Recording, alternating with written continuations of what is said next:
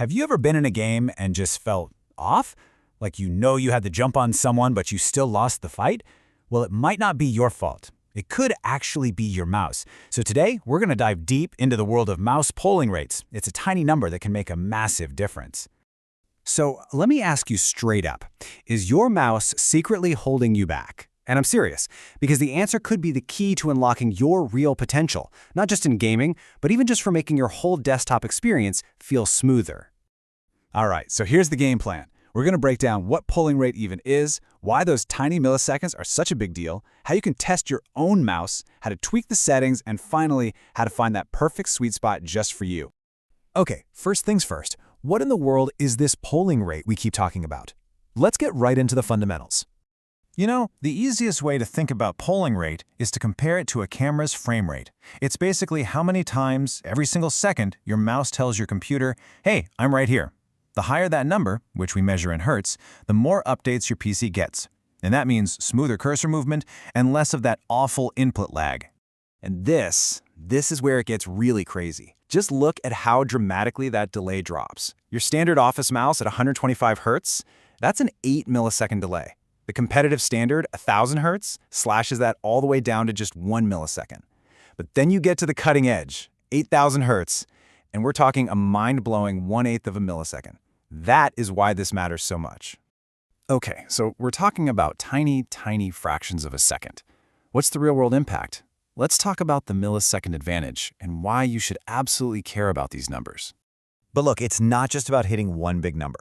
To really get what's going on, especially when you're under pressure, you have to look at stability. And for that, there are 3 numbers you've got to know. The average rate, that's your mouse's normal, everyday performance. The peak rate is its absolute best-case scenario. But the one I really want you to focus on is the low 5% rate. This tells you how your mouse performs when it's at its worst. You know, when the action gets intense. And this quote just nails it perfectly. Your average is the baseline, your peak is what's possible, but that low 5%, man, that is your reality in a critical moment. A mouse can hit some amazing peak number, but if its performance tanks when you need it most, that peak is worthless. In the middle of a chaotic firefight, you are living in that low 5% reality, and that's why stability is almost always more important than the biggest number on the box. Something else to keep in mind is how you're testing. Desktop software? That usually measures the raw theoretical power of your mouse's hardware. An online test, like the one we're talking about, measures the effective rate, what your computer is actually getting and using. It's a real-world stability check, which, honestly, is incredibly valuable. Okay, enough with the theory. Let's get our hands dirty. It is time to put your own mouse to the test, and here's a quick guide on how to get results you can actually trust. First, and this is a big one, plug your mouse or its wireless dongle directly into a USB port on the back of your motherboard. Don't use a front panel port or a USB hub. Second, when you do the test, move your mouse in small, steady circles for about 10 seconds. This gives a nice, clean signal. Third, close out any heavy background apps. And last, remember what we talked about? Focus on that low 5% number and the overall stability score. That's your truth. So once you have your numbers, you can start making changes. Let's look at how to actually do that. It's time to take control of your Hertz. For all you Razer users out there, this is super easy. Just open up Synapse, click on your mouse, head over to the Performance tab, and bam, you'll see the polling rate slider right there. If you're on Team Logitech, it's just as simple. Fire up G-Hub, click on your mouse icon, pop into its settings, and you'll find a drop-down menu for report rate. That's the one you're looking for. For the SteelSeries folks, open up the GG software, go into the engine, select your device, and the polling rate setting should be sitting right there in the main panel. And then there's Zowie, which does things a little differently, and it's pretty cool.